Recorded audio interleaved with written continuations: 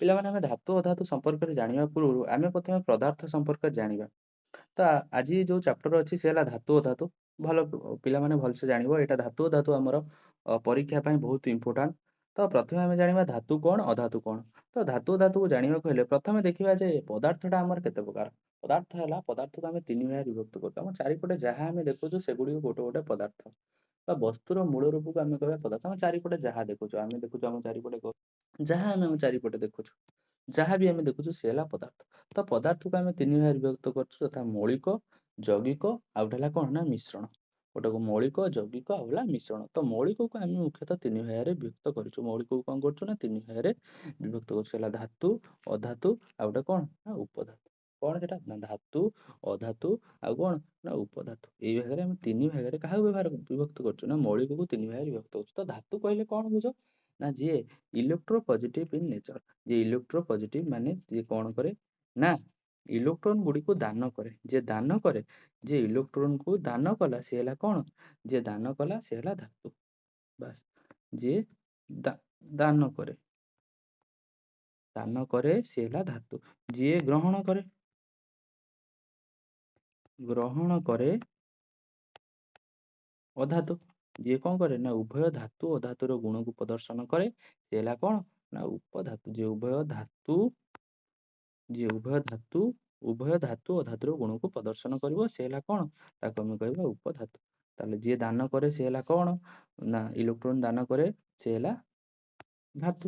ତ ଇଲେକ୍ଟ୍ରନ କୋଉମାନେ ସବୁ ଦାନ କରନ୍ତି, ସୋଡିୟମ Na+ ହୋଇ ଗୋଟେ ଇଲେକ୍ଟ୍ରନ ଦାନ କରେ, ଆଲୁମିନିୟମ ତିନୋଟି ଇଲେକ୍ଟ୍ରନ ଦାନ କରେ, Al3+। ତ ଏଗୁଡ଼ିକ ସବୁ କଣ କରନ୍ତି ନା ଇଲେକ୍ଟ୍ରନ କଣ କରନ୍ତି ନା ଦାନ କରନ୍ତି। ଦାନ କରିବା ହେଲୁ ତ ଏଗୁଡ଼ିକ ହେଲା କଣ ନା ଧାତୁ ବୋଲି ଆମେ ୟାକୁ କହିବା। ସେମିତି ଅଧାତୁ କଣ ନା ଯିଏ ଇଲେକ୍ଟ୍ରନକୁ ଗ୍ରହଣ କରନ୍ତି, ଯେମିତି କ୍ଲୋରିନ ଗ୍ୟାସ ଆଉ ଗୋଟେ କଣ ନା ଅକ୍ସିଜେନ। ଏଗୁଡ଼ିକ ସବୁ କଣ କରନ୍ତି ନା ଇଲେକ୍ଟ୍ରନ ଗ୍ରହଣ କରନ୍ତି। ଏମାନଙ୍କ ଆର ବାହ୍ୟତକରେ 6ଟି, ଆର ବାହ୍ୟତକରେ 7ଟି ଇଲେକ୍ଟ୍ରନ ଥାଏ। ତ ଏମାନେ ଗୋଟେ ଇଲେକ୍ଟ୍ରନ ଗ୍ରହଣ କରି ଅକ୍ଟେଟ ରୁଲ ହୁଏ, ଇଏ 2ଟି ଇଲେକ୍ଟ୍ରନ ଗ୍ରହଣ କରି ଅକ୍ଟେଟ ରୁଲକୁ ପାଳନ କରେ।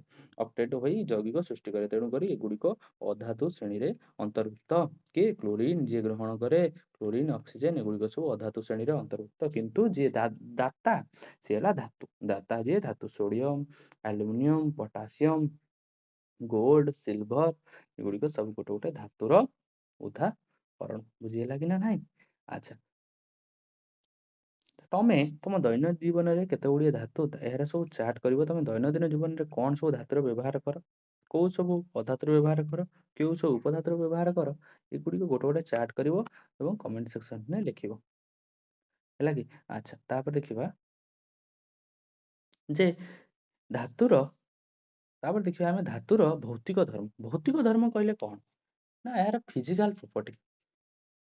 ତ ଏଇ ଧାତୁର ଭୌତିକ ଧର୍ମକୁ ଆମେ ଅତି ସହଜରେ ଶ୍ରେଣୀଭୁକ୍ତ କରିପାରିବା। ଧାତୁ ଆଉ ଅଧାତୁର ଭୌତିକ ଧର୍ମକୁ ଆମେ ଅତି ସହଜରେ ଶ୍ରେଣୀଭୁକ୍ତ କରିପାରିବା। କେମିତି ଶ୍ରେଣୀଭୁକ୍ତ କରିପାରିବା ସେ କଥା ଆମେ ଦେଖିବା। କଣ ଦେଖିବା, ଦେଖ ଧାତୁ ଗୁଡ଼ିକ ଏଠି ଗୋଟେ ଛାଡ଼ି ଦେଇଛି। ଧାତୁ ଗୁଡ଼ିକ ସାଧାରଣ ତାପମାତ୍ରାରେ କଠିନ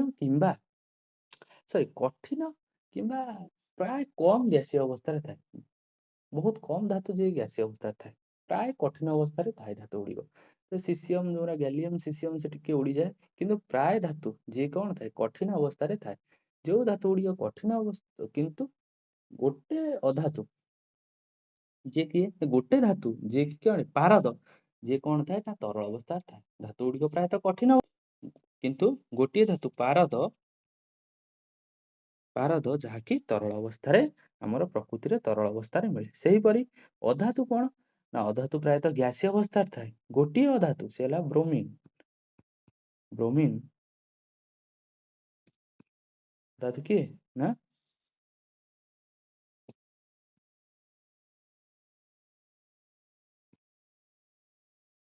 ବ୍ରୋମିନ, ଯାହାକି କଣ ଥାଏ ନା ତରଳ ଅବସ୍ଥାରେ ଥାଏ। ପାରଦ ଥାଏ ତରଳ ଅବସ୍ଥାରେ ଧାତୁ ହିସାବରେ, ବ୍ରୋମିନ ତରଳ ଅବସ୍ଥାରେ ଅଧାତୁ ହିସାବରେ ଥାଏ। ତାପରେ ଦେଖ ଆମେ ଧାତୁ ଗୁଡ଼ିକୁ ତମେ ଦେଖିଥିବ ତମ ଘରେ ସବୁ ଲୁହା, ତମ୍ବା, ଆଲୁମିନିୟମ, ମାଗ୍ନେସିୟମ ଦେଖିଥିବ। ମାଗ୍ନେସିୟମ ତମେ ଦେଖିଥିବ ପରୀକ୍ଷାଗାରରେ ବୈଜ୍ଞାନିକଗାରରେ ତମେ ମାଗ୍ନେସିୟମ ଦେଖିଥିବ। ତାକୁ ତମେ ଯଦି ଭଲ ଭାବରେ ଲକ୍ଷ୍ୟ କରି ତାକୁ କଣ କରିବ ନା ବାଲି କାଗଜରେ ଘଷିବ କି ତମେ ଯୋଉ ସୁନା, ରୂପା ଇତ୍ୟାଦି ପିନ୍ଧିଛ ତାକୁ କଣ କରିବ ତମେ ଦେଖିବ ଚେଷ୍ଟା କର ତାକୁ ବାଲି କାଗଜରେ ଘଷିବ। ଦେଖିବ ବାଲି କାଗଜରେ ଘଷିଲା ଫଳରେ ସେ କଣ ହଉଛି ତମେ ଲକ୍ଷ୍ୟ କରିବ ସେ ବାଲି କାଗଜରେ ଘଷିଲେ ସେ କଣ ହଉଛି ନା କିଛି ସମୟ ପରେ ସେ ଔଜ୍ଜଲ୍ୟତାଟା ଦେଖେଇବ। ନା କିଛି ସମୟ ପରେ ଏଇଟା ଚକଚକ କରିବ। କାହିଁ ଚକଚକ କରେ? ନା ଏଇ ଯୋଉ ଚକଚକ କରିବା ଗୁଣକୁ କହନ୍ତି ଧାତବ ଔଜ୍ଜଲ୍ୟ ଗୁଣ। ଏଠୁ ଜାଣିପାରୁଛୁ ନା ଧାତୁ ଗୁଡ଼ିକୁ ଆମେ ଯଦି ମାଜିବା ଏଗୁଡ଼ିକ ଏଗୁଡ଼ିକ ଚକଚକ କରିବେ। କଣ କହିବା? ଏଗୁଡ଼ିକୁ କହିବା ଧାତୁର ଔଜ୍ଜଲ୍ୟ ଗୁଣ। ତେଣୁ ଜାଣିପାରିବା ଯେ ଧାତୁ ଗୁଡ଼ିକୁ ଆମେ ମାଜିଲେ ଏହା ଚକଚକ କରନ୍ତି। ତେଣୁ ଧାତୁ ଗୁଡ଼ିକ ଧାତବ ଔଜ୍ଜଲ୍ୟ ଗୁଣ ପ୍ରଦର୍ଶନ କରନ୍ତି। ଉଦାହରଣ କିଏ? ନା ସୁନା।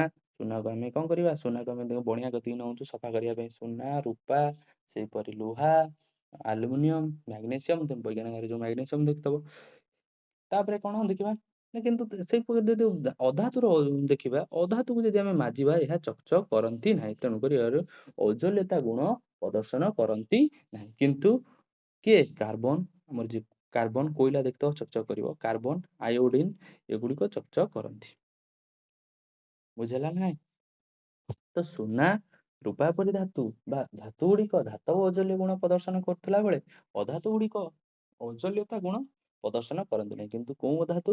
କି ଆମର କାର୍ବନ ଏବଂ ଆୟୋଡିନ ଏଇ ଦୁଇଟି ଧାତୁ ଆମର କଣ କରେ? ଏଇ ଦୁଇଟି ଧାତୁ ଆମର କଣ କରେ? ନା ଔଜ୍ଜଲ୍ୟତା ଗୁଣ ପ୍ରଦର୍ଶନ କରେ। କାହିଁକି ନା ଏମାନଙ୍କୁ କଣ କରେ? ନା ଏମାନେ ଚକଚକ କରନ୍ତି। ତମ ପାଇଁ କାମ ଆୟୋଡିନର ପ୍ରତୀକ କହିବ, କାର୍ବନର ପ୍ରତୀକ କହିବ। ଏଇ ଦିଟାର ପ୍ରତୀକ କମେଣ୍ଟ ସେକ୍ସନରେ କହିବ। ଆଚ୍ଛା ତାପରେ ଦେଖିବା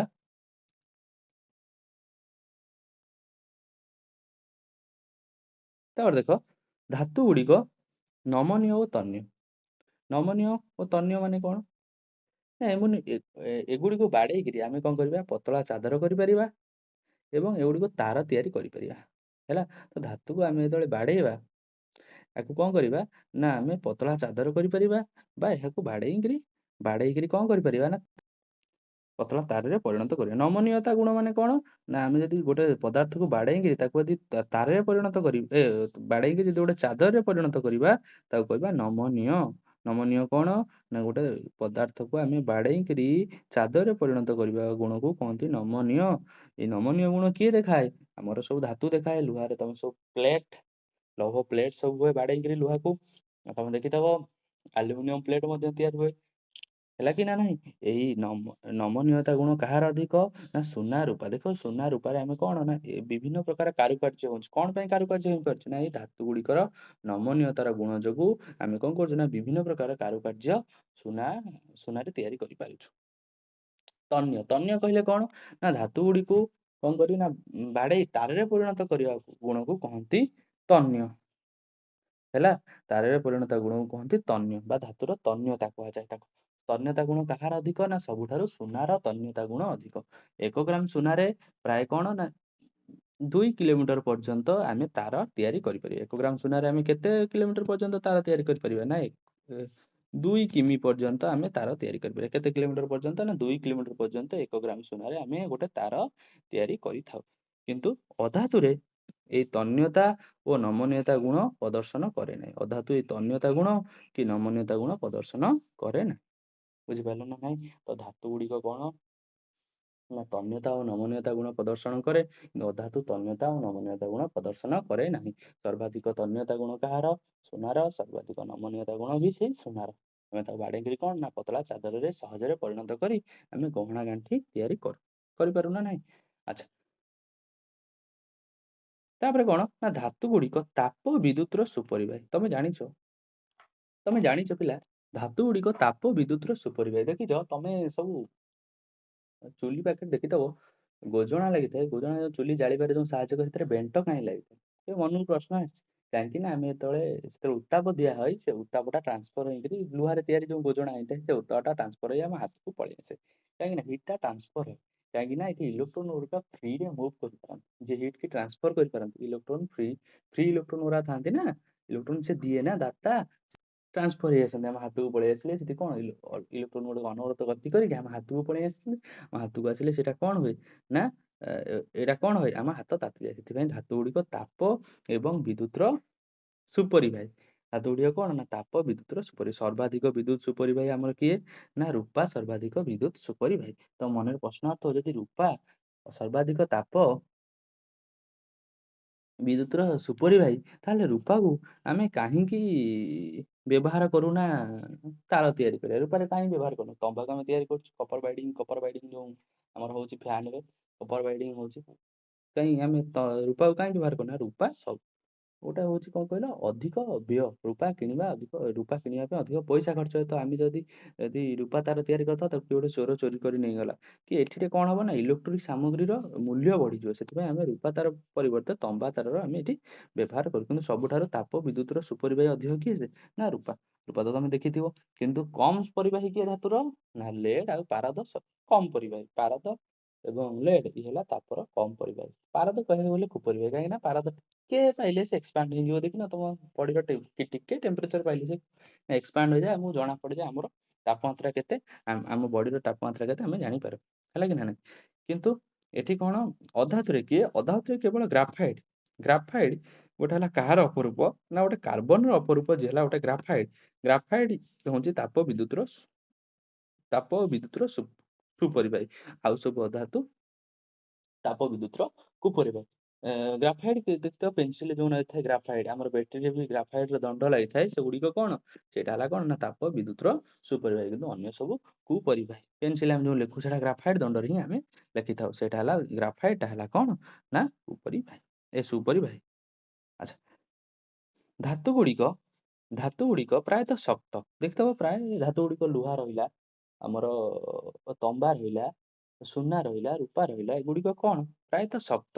ଏଗୁଡ଼ିକ ପ୍ରକୃତିରେ ଶକ୍ତ। କିନ୍ତୁ କେତେ ଗୁଡ଼ିଏ ଧାତୁ ଯଥା ସୋଡ଼ିୟମ ପଟାସିୟମ ଆଲୁମିନିୟମ ଗୋଟେ ନରମ ଧାତୁ। ଏଗୁଡ଼ିକ ପ୍ରକୃତିରେ କିଛି ଧାତୁ ଯାହାକି ନରମ ଧାତୁ। ସବୁଠାରୁ ଶକ୍ତ ଧାତୁ କିଏ ନା କ୍ରୋମିୟମ। ଦେଖ ଏଇଟା ସବୁଠାରୁ ଶକ୍ତ ଧାତୁ କ୍ରୋମିୟମ। ସବୁଠାରୁ ନରମ ଧାତୁ ଏଇଟା ହେଲା କିଏ ନା ସିସିୟମ। ସବୁଠାରୁ ଶକ୍ତ ଧାତୁ ହେଲା କିଏ କ୍ରୋମିୟମ ଏବଂ ସବୁଠାରୁ ନରମ ଧାତୁ ହେଲା ସିସିୟମ। ଏଟା ମନେ ରଖିଥବ। ଧାତୁ ଗୁଡ଼ିକ ପ୍ରକୃତିରେ ଶକ୍ତ କିନ୍ତୁ କିଛି ଗୋଟେ ଧାତୁ ଅଛନ୍ତି ଯୋଉମାନେ ନରମ। ଯଥା ସୋଡ଼ିୟମଟାକୁ ତ ଆମେ ଛୁରୀରେ କାଟୁ। ସୋଡ଼ିୟମ ପଟାସିୟମକୁ ଆମେ ଛୁରୀରେ କାଟୁ। କିନ୍ତୁ ତାଠାରୁ ମଧ୍ୟ ଆହୁରି ନରମ ଧାତୁ ଅଛି ଯିଏ ହେଲା ସିସିୟମ। କିନ୍ତୁ ସବୁଠାରୁ ଶକ୍ତ ଧାତୁ କିଏ ନା କ୍ରୋମିୟମ। କ୍ରୋମିୟମ ମେଟାଲ ହେଲା ସବୁଠାରୁ ଶକ୍ତ। ହେଲା କି ନା ନାହିଁ? ଆମେ ଯୋଉ କଏନ ଯୋଉଥିରେ ତିଆରି କରୁ ସେଟା ହେଲା କ୍ରୋମିୟମ। କ୍ରୋମିୟମ ମେଟାଲ ହେଲା ସବୁଠାରୁ ଶକ୍ତ ଧାତୁ। ଏଟା ଷ୍ଟେନଲେସ ଷ୍ଟିଲରେ ମଧ୍ୟ ବ୍ୟବହାର ହୁଏ। ହେଲା ଷ୍ଟିଲରେ ମଧ୍ୟ ବ୍ୟବହାର ହୁଏ। ଷ୍ଟିଲ ଇଣ୍ଡଷ୍ଟ୍ରିରେ କ୍ରୋମିୟମର ମଧ୍ୟ ବ୍ୟବହାର ହୁଏ। ଆଚ୍ଛା, ଅଧାତୁ ଗୁଡ଼ିକ ତାପରେ ସେଇପରି ଦେଖିବା ଅଧାତୁ ଗୁଡ଼ିକ ସାଧାରଣତଃ ନରମ। ଅଧାତୁ ଗୁଡ଼ିକ ତ ପ୍ରାୟତଃ ଗ୍ୟାସୀୟ। ଯୋଉ ଅଧାତୁ ଅଛନ୍ତି ଯଥା ଫସଫରସ କାର୍ବନ ଏଗୁଡ଼ା ସବୁ ଡଲ ଲକ୍ସଚର ଏମାନଙ୍କୁ ଧରୁ ଧରୁ ଏମାନେ କଣ ହେଇଯିବେ ଗୁଣ୍ଡ ହେଇଯିବେ।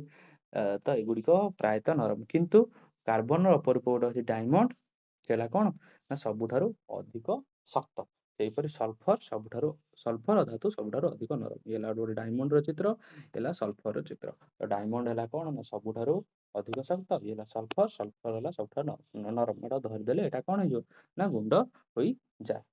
ତାପରେ ଦେଖିବା ଦେଖ ଧାତୁ ଗୁଡ଼ିକ ଉଚ୍ଚ ଗଳନାଙ୍କ ଓ ସ୍ଫୁଟନାଙ୍କ ବିଶିଷ୍ଟ। ଉଚ୍ଚ ଗଳନାଙ୍କ ଓ ସ୍ଫୁଟନାଙ୍କ ବିଶିଷ୍ଟ। ଧାତୁ ଗୁଡ଼ିକ କଣ ନା ମୁଖ୍ୟତଃ କଣ ହେଇଥାଏ ନା ଅତ୍ୟଧିକ ଉଚ୍ଚ ଗଳନାଙ୍କ ଓ ସ୍ଫୁଟନାଙ୍କ ବିଶିଷ୍ଟ। କିନ୍ତୁ କେତେକ ଧାତୁ ମଧ୍ୟ ନିମ୍ନ ଗଳନାଙ୍କ ବିଶିଷ୍ଟ ହେଇଥାନ୍ତି। ଯଥା ଗାଲିୟମ ଆଉ ସିସିୟମ। ଗାଲିୟମ ସିସିୟମ ଆମ ହାତ ପାପୁଲିରେ ରଖିଦେଲେ ଏମାନେ କଣ ହୁଅନ୍ତି ନା ଉଡ଼ିଯାଆନ୍ତି। ଏଇ ଦିଟା ଧାତୁ କଣ ହୁଅନ୍ତି ନା ଆମ ବଡି ଟେମ୍ପରେଚରରେ ମଧ୍ୟ ଏମାନେ ଏଭାପୋରେଟ କରିଯାଆନ୍ତି। ଏମାନଙ୍କର ଗାଲିୟମ ସିସିୟମ ଧାତୁ ନିମ୍ନ ଗଳନାଙ୍କ ବିଶିଷ୍ଟ ଧାତୁ।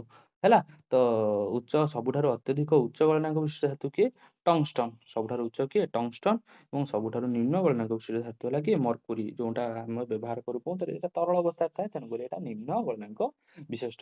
ସେହିପରି ଅଧାତୁ ଗୁଡ଼ିକ କିନ୍ତୁ ନିମ୍ନ ଗଳନାଙ୍କ ବିଶିଷ୍ଟ। କିନ୍ତୁ ଉଚ୍ଚ କିଏ ସବୁଠାରୁ ନା ଡାଇମଣ୍ଡ ହେଲା ଉଚ୍ଚ। ସବୁଠାରୁ ନିମ୍ନ ହେଲା ହିଲିୟମ।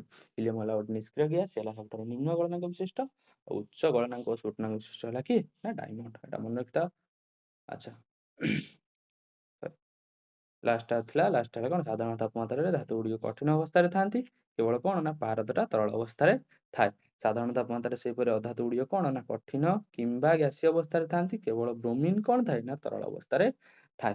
ଏଇଟା ହେଲା ଆମର ଲାଷ୍ଟ ଧର୍ମ। ଆଉ ତାପରେ କ'ଣ ଅଛି, ଆଉ କ'ଣ ଅଛି ନା ଧାତୁ ଗୁଡ଼ିକର ସାନ୍ଦ୍ରତା ଅଧିକ। ଆମେ ଯଦି ସାନ୍ଦ୍ରତା ବେସିସରେ ନେବା, ଧାତୁ ଗୁଡ଼ିକର ସାନ୍ଦ୍ରତା ଅଧିକ।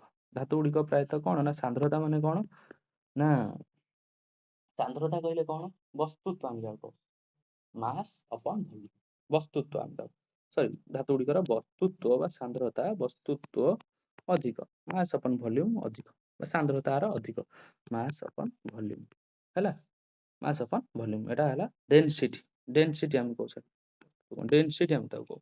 ସାନ୍ଦ୍ରତା ଓଡ଼ିଆ ହେଲା ଡେନ୍ସିଟି, ଇଂଲିଶ ହେଲା ଡେନ୍ସିଟି, ଓଡ଼ିଆ ହେଲା ସାନ୍ଦ୍ରତା। ଡେନ୍ସିଟି ଅଧିକ, ଡେନ୍ସିଟି କହିଲେ ମାସ୍ ଅପନ୍ ଭଲ୍ୟୁମ୍। ଧାତୁ ଗୁଡ଼ିକର ଡେନ୍ସିଟି ବା ସାନ୍ଦ୍ରତା ଅଧିକ।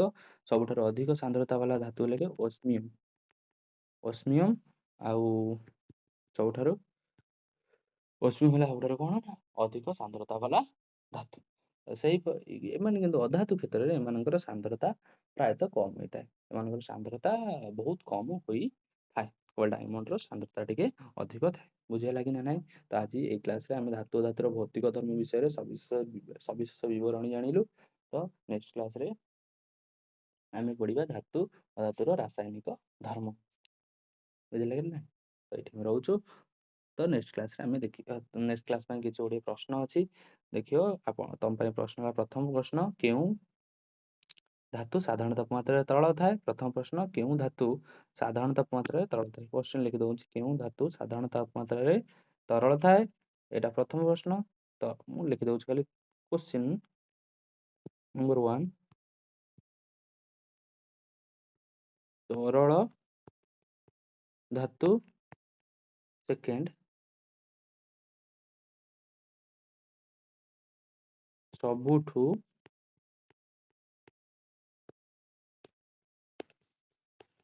ଅଧିକ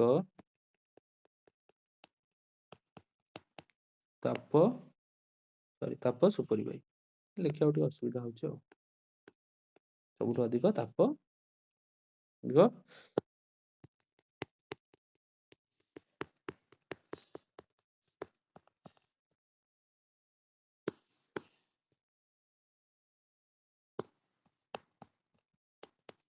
ସବୁଠୁ ଅଧିକ ତାପ ସୁପରିବାହୀ। ଦୁଇଟା କ୍ୱେଶ୍ଚନ୍ ନେକ୍ସଟ କ୍ଲାସ୍ରେ ମୋତେ କହିବ।